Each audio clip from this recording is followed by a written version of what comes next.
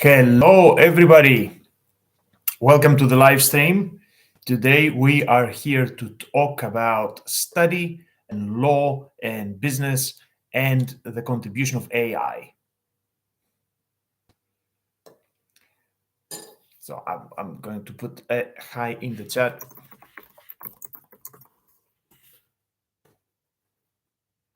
Now, these live streams are obviously a little bit different than the traditional classes that we've got in a classroom or the things that we send over through the systems owned by the university. But the idea of doing a live class or a live presentation on YouTube is that this is accessible to a wider audience and a greater number of people all at the same time. So students from a variety of institutions or former students or perhaps future students who are interested in joining us can actually see what we're doing and have a live discussion with us about the issues that interest everybody. Now, I'm not completely on top of the functionality of this, as you are probably going to discover further when I press the wrong thing and I do something wrong. Right, there we go. And as I was saying, I'm going to do something wrong. I just did something wrong. So what I am not totally familiar with is how the chat and contribution sections are working. So if I can see that we have a few people watching this, can you just put something on the chat and say hi? So hopefully you can stop that I'm typing. On the left-hand side of your screen, you've got a little bit of a chat there. So normally the people who are participating, oh, hey, it works. Excellent. Now, before I set off to do this, so seriously, I should have figured out how everything works and where everything is. But there you go. I keep telling everybody in the classes that we're having together in the university, I keep telling everybody that it would be so much easier if we do it on YouTube. And now that we're doing it on YouTube, I don't know where all the buttons are. Right. So Amir there says, hi, great to see you. So what I wanted to do, of course, as more people are joining in, they can tell us the things that you want to talk about, because this is designed as an open Q&A session. But the primary thing that I wanted to talk about was the contribution of AI and how you can use ChatGPT for your study and so on, because this is something that I've been testing in the last few weeks. Now, by the way, we might have students in here from the University of Westminster, from the University of London, from the Open University, various places that I've been involved in the past, or people who are members of our Facebook group. I'm going to put links to all of this down in the description of the video if you're watching it again on the replay. So then you can actually figure out how to join the Facebook group and how to get all the Twitter links and all the rest of it, so we can continue to talk together.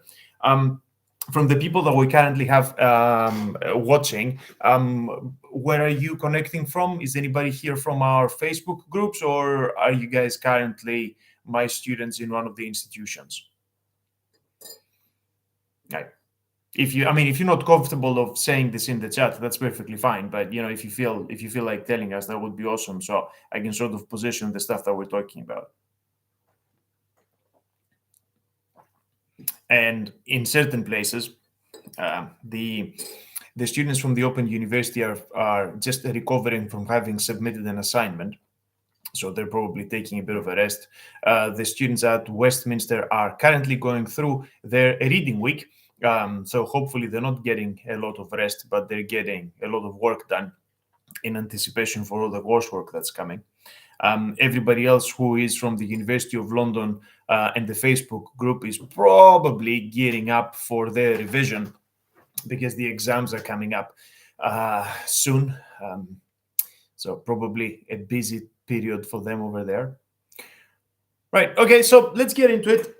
What I basically wanted to touch upon today is the idea of using artificial intelligence and some of the new tools we have available. ChatGPT is the primary one, and whether we can actually use them in study, and if we are allowed to use them in study, and how we should be using them in study. So I've been, ever since I became aware of this being available, I've been running tests on it to see what the system can actually do and the functionality that it provides and the level at which it can help study. I've been running a series of tests actually the last few weeks, and I've just finalized the video. It needs a few finishing touches, but I'm going to upload it on the website either later today or tomorrow. And the video takes you through 5 tests that I did with ChatGPT on study related issues. And then I marked it from 1 to 10 to see how it performs. And you know what? You're going to have to watch the video to get to the final scoring, but it did not perform as well as I thought it would. So I'm a bit surprised by this. For some stuff, it was awesome. But for some other stuff that people say that they're using it efficiently, it wasn't really that good for me. So perhaps we're discovering a little bit of a difference between what is happening in various other fields of study and what is happening in law and business. Maybe law is particular, and for that reason, the AI is not yet up to the level that it can work very effectively for us. But let's think about this. And by the way, if you're watching this live, feel free to put your thoughts in the chat. If you're watching this on the replay, you can also reply with a comment as to how you think of using ChatGPT, and whether you have used it already and what the experience was for you. And then we can continue that discussion in the comments below this video. Now, the first thing that people are thinking about this is, can I use it to write my essays? The short answer to this is yes, you can. It will refuse to give you a 2,000 or 5,000 word essay. So it's not as simple as saying, here's the topic that my lecturer gave me. I have to produce like a 2,000 word coursework. Can you just work on this topic and give me the answer? It's not going to do this. It will probably return something that says, I cannot produce that long an essay, or it will give you some sort of generic, you should be writing your own essays and you should not be using the chat to do your work for you. And it's gotten clever in giving these types of responses. This is because a lot of people have complained that it's been used as a tool for plagiarism, and the creators of ChatGPT are trying to input some barriers in the way that it's been used. Now, what you could do, and I'm not saying that you should use the tool to actually write your essays, but we're trying to think, how can we use it in a helpful way to improve the process that you go through to write your essays. What you could do is take certain bits that you have problem phrasing yourselves, or after you've identified what are the key elements of the question, to put sub parts of the question or some subheadings or some sub issues and ask the bot to offer some suggestions. Now, what the bot is very good in doing is to produce narrative explanations of what's going on. Now, this is, in fact, extraordinary, and its capacity in English is very, very good. So it can actually take the question that you gave it and work through its database. Currently, the free version of it is working from an offline database, but I believe the subscription version is connected to the internet. It does, in any event, look at what's available on the web, either historically or currently, and it will synthesize a response. So if you really do not know anything about an area, so if you've been faced with a question for your coursework that says, talk about this, and you kind of missed the relevant classes, or perhaps you did not understand it and you really don't know what to do about it, it is actually super useful that it can give you quick summaries written very well that then you can build upon to enhance the information that you're putting in your essays. Now, will this be perceived as plagiarism by the university? Well, I cannot really tell you that, because it depends on which university you're actually studying and what the response the particular institution has. I've seen a number of policy documents from a variety of institutions. Some of them are saying that You should not be using chat generated information straight into your essays, and that will be perceived to be plagiarism. Others have given information as to how you can acknowledge the contribution of the chatbot, not as a co-author, but you can actually reference that the information has come from the chatbot and is not your own writing. So far as I know, the institutions that I'm involved in have not yet come up with a specific policy on this. So we will need to think about this in the terms of the particular institution that you're currently in to check whether this is allowed. Now, the reality of the matter is, how is anybody going to know? As you have probably seen from other videos that I've got on my channel, when I was testing plagiarism detection software, I've got like a video on how Turnitin works and how easy it is to evade it. The current detection tools are fairly poor anyway. So if they have trouble detecting plagiarism, or it's very easy to sort of use paraphrasing software to trick Turnitin into thinking that you produced original text, the chances of it accurately detecting AI written text are very small. But then again, the aim of this exercise and the aim of this discussion is not to help you to become better at plagiarizing, but it's to help you use the AI to accelerate the work that you're doing so you can actually come up with better outcomes.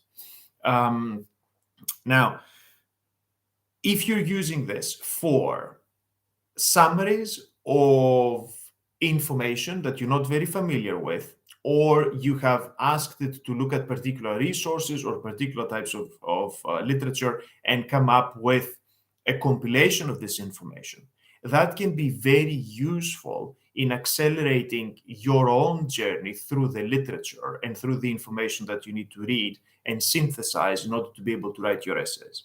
One key problem, however, and this is essential, is the fact that the bot does not do very well with references.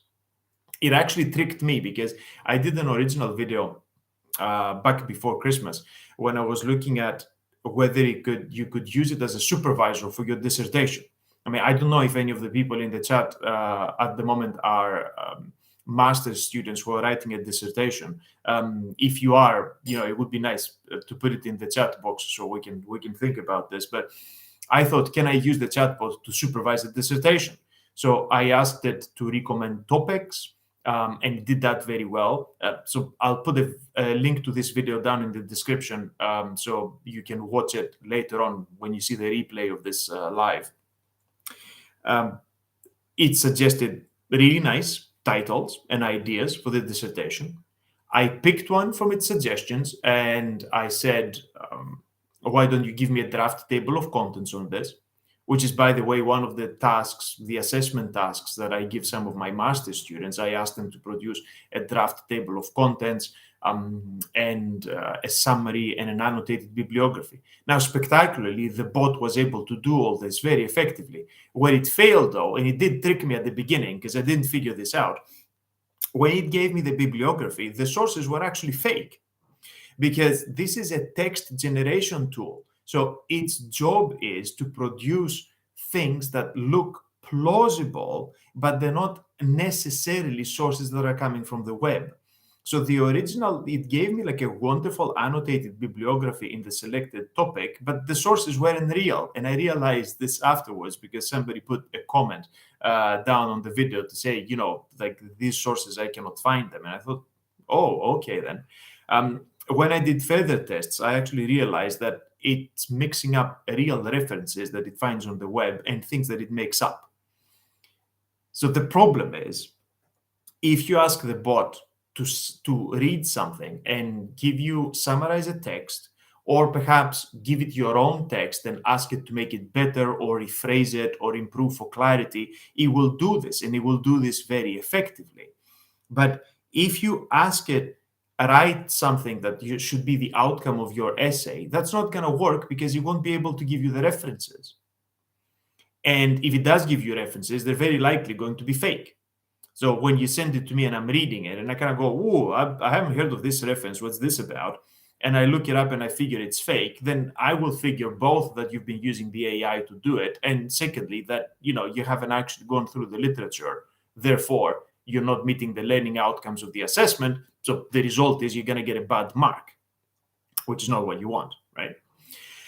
Um, so you can use this for the text versions. You can use this to fix your narrative and so on. But when it comes to finalizing your piece, you still need to do the job to put the links with the literature.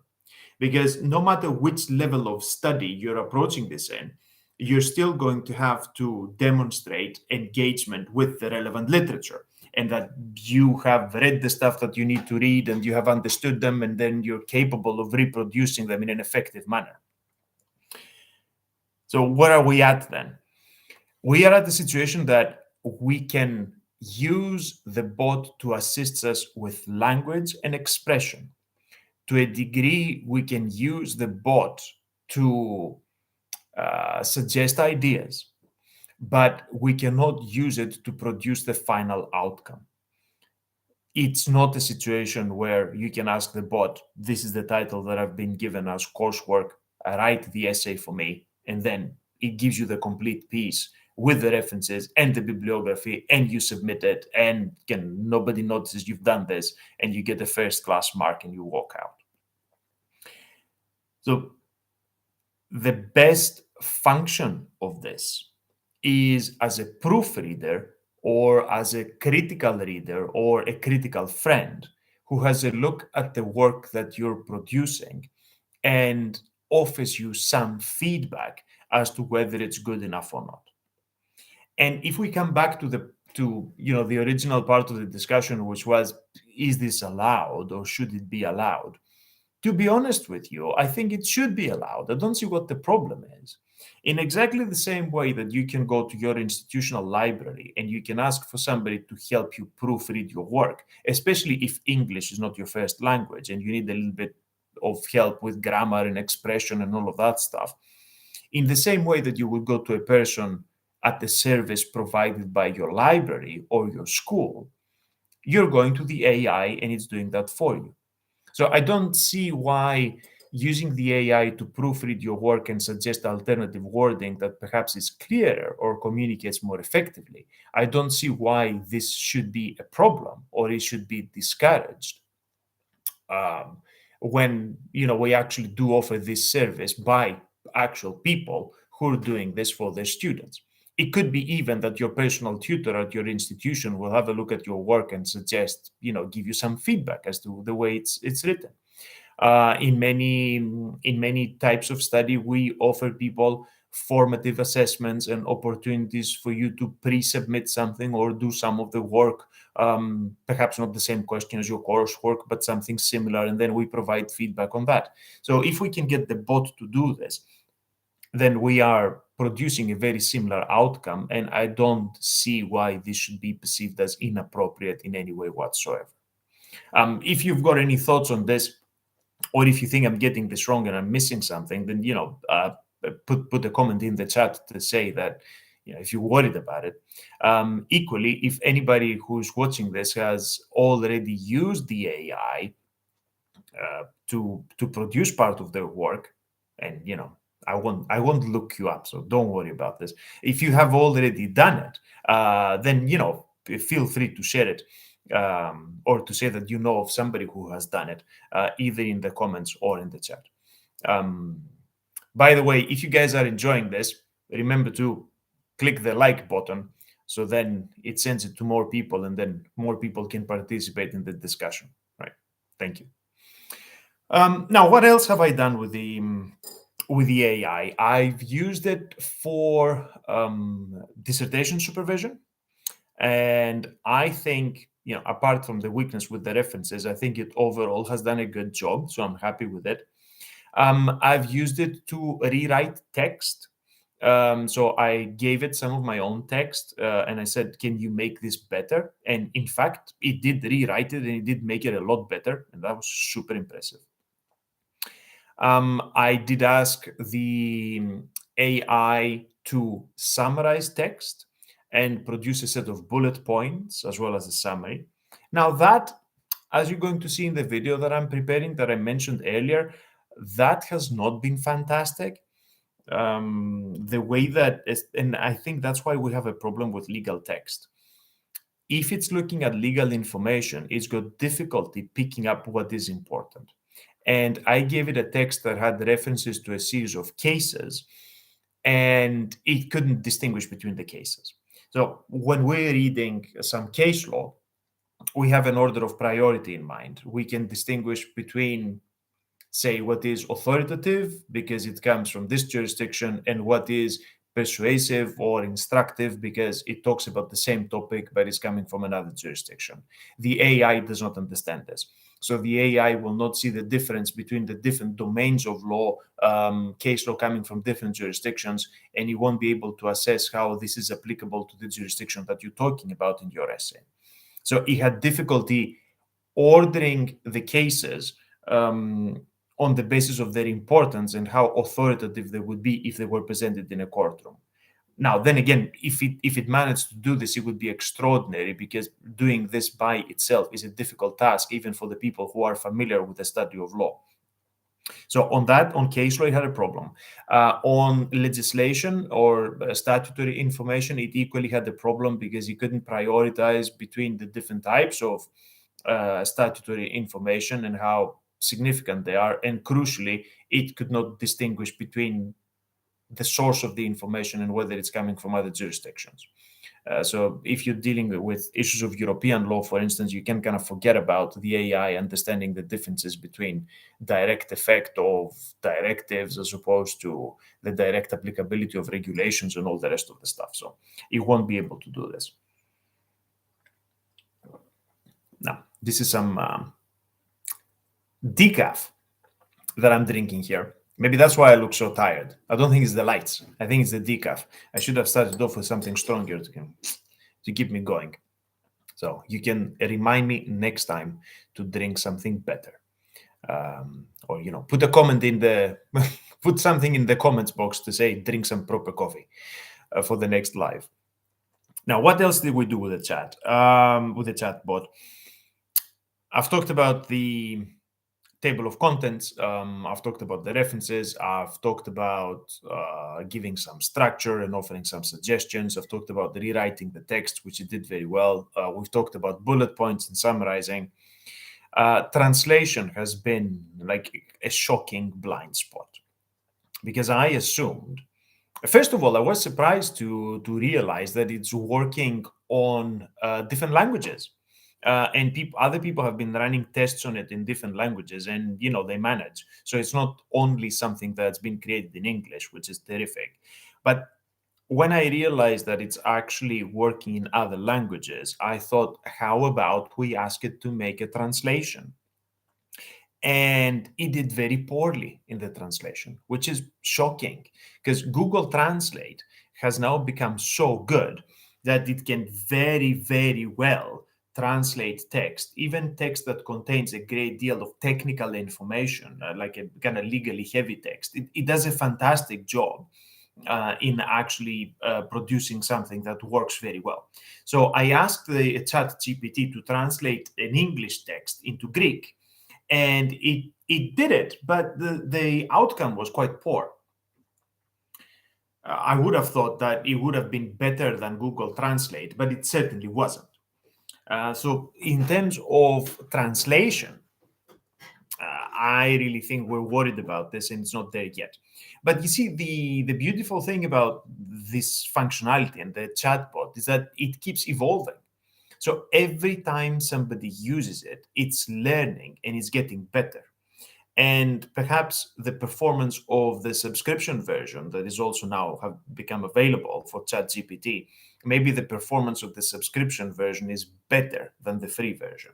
Perhaps, as I said earlier, if it's connected to the live web and it can draw accurate information, accurate references and stuff from the web in real time, maybe it's able to produce much more valuable things by itself.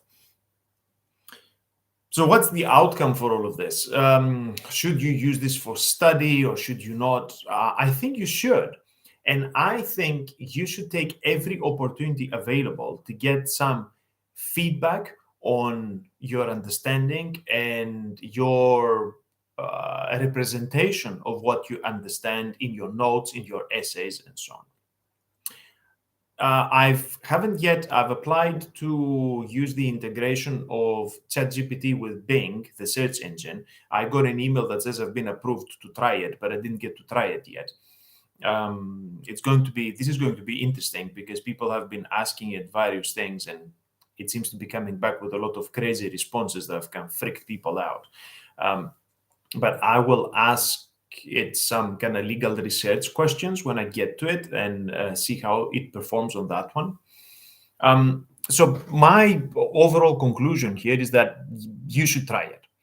And whichever level of study that you're dealing with, either undergraduate or postgraduate, whether you're studying in a traditional kind of campus-based institution or online, I think it can be a valuable tool, but do not use this in isolation from everything else that you know. Meaning, you should always start from the material that we have given you.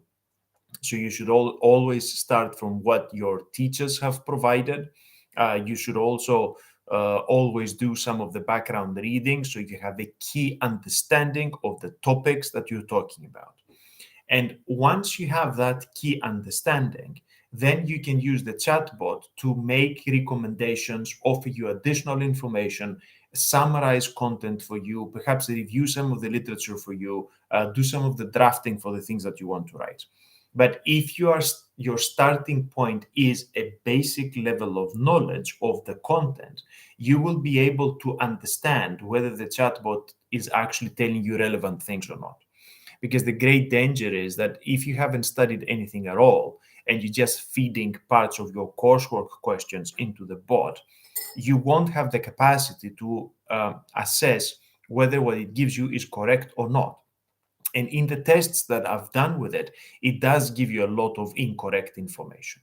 It can get confused because remember, this is effectively a text generation tool, right? It's not like a search engine that talks. Its main job is to create text. So in its effort to create understandable, well-written text, sometimes it makes mistakes on the substance. So for you to be able to use it effectively and figure out whether the substance of what it's giving you is correct or not, you do need some background understanding. But all this is awesome, right? And I think all this is a terrific opportunity to accelerate the way that we work.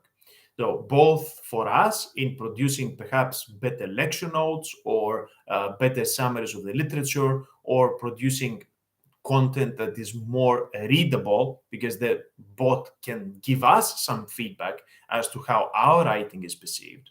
So the student-facing content that we create as academics, I think, can be hugely improved if we use some of the functionality that is available in the AI. But also your work product, either in terms of your notes for your own personal understanding and development, or in terms of the way that you process and utilize information for your coursework, and the way that you write the coursework itself, or sort of generate references or understand the literature. I think all of this is going to be hugely affected in a beneficial, positive way. So I'm really disappointed that quite a lot of the discussion in amongst academic circles and in the universities has been one of resistance, meaning how can we kind of prevent the students from using this because they're going to use this to plagiarize, when in fact this is a fantastic opportunity to use it as a study assistance tool that is also available to everybody. I mean, I don't know if anybody currently watching in the chat, or perhaps later when you watch the replay, if you've accessed any of the university library services that can help you with proofreading and stuff like that. There's always an issue of capacity. Not all the students can go to the library and ask them questions about their writing because there simply aren't enough people and there isn't enough time for them to do this.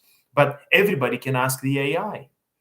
Everybody can input their text on ChatGPT and ask it what it thinks about it, and it's going to give you an answer within seconds.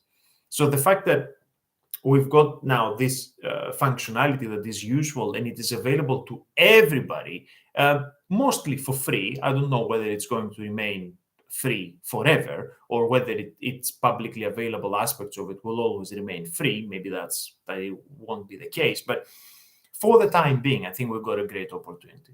And also, I think what is useful is that if we're at it at the beginning, and we learn to use all these tools right now when they've started off, maybe as it develops into something more elaborate, we're going to be in a better position to use it. And I think this happens with kind of early adoption of a lot of technologies.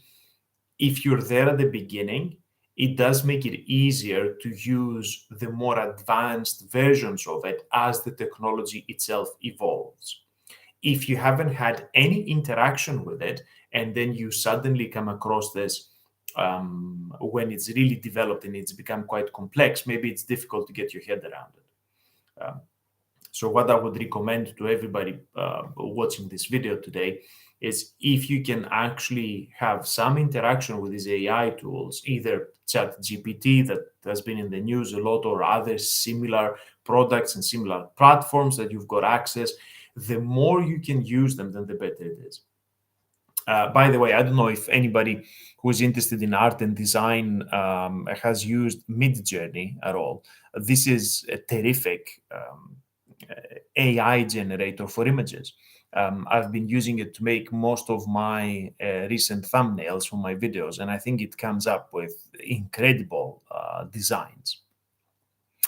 By the way, does anybody? Probably you won't put this in the chat bot, but just in case you've got any ideas, would anybody know who owns copyright in AI generated images or AI generated text? Because this has been quite an interesting discussion as to whether a computer by itself can produce things that attain copyright. Now, when I first started using ChatGPT back in November, December, I asked it, who owns copyright on your product? So if you write an essay for me, or you write like a page worth of text, you wrote it. If I use it entirely without any adjustment, who's got copyright on that one? The answer of the bot was, I am not a human generator, therefore what I produce cannot be copyrighted, because copyright can only be the intellectual production of a human. If you looked at the terms and conditions of OpenAI, that is the company that owns ChatGPT, in the terms and conditions, it said that OpenAI has copyright, but it does give a royalty-free license for people to use it. And they're a little bit iffy in their terms and conditions as to what they actually mean if you go into the details. I asked it the same question last week. And last week, the answer of the bot was not, I am a bot, therefore I cannot create copyright. The answer was, copyright belongs to OpenAI, so the company that owns the bot, which I thought is interesting. But at the same time, there's been a case in the Patents Office in the United States. Somebody brought a book that the text was created by a person, but the imagery was created by the AI designer Midjourney, and they submitted this for copyright protection. They originally got it, but then the service turned around and refused it. And they said, actually, you know what? You can have copyright over the text, but you cannot have copyright over the images, because the images are computer generated, which sets a very interesting precedent, at least in the United States, but I'm sure the rest of the world is going to follow in the same direction, in saying that AI-generated product, so long as it's not used and amended by a human, cannot by itself attain copyright. Now, what is the consequence of all of this? I mean, I don't know. What do you think? What is the consequence if we say that something is copyright-free?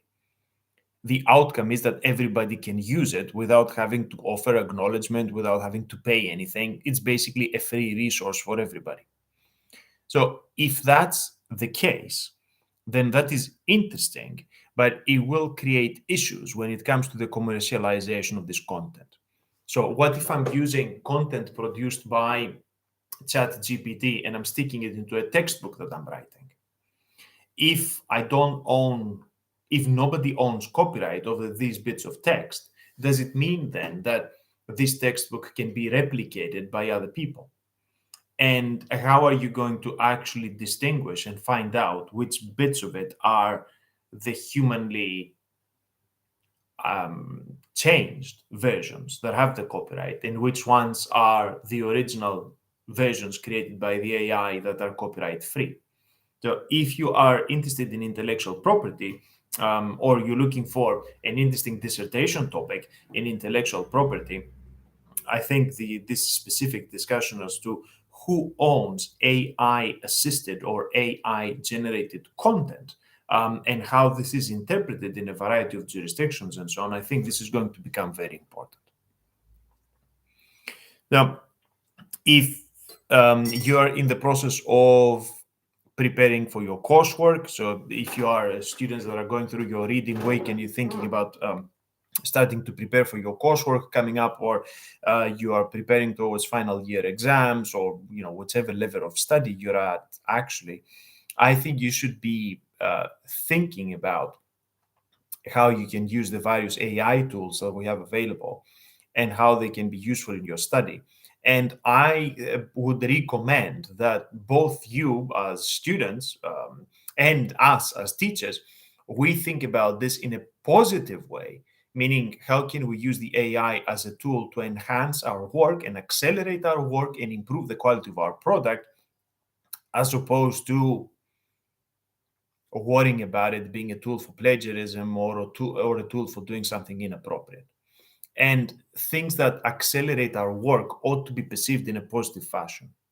I mean, there's nothing wrong with typing your answer and submitting it a typed your coursework types. But if anything, I really don't want to see coursework submissions in that are handwritten, because I have trouble reading your handwriting.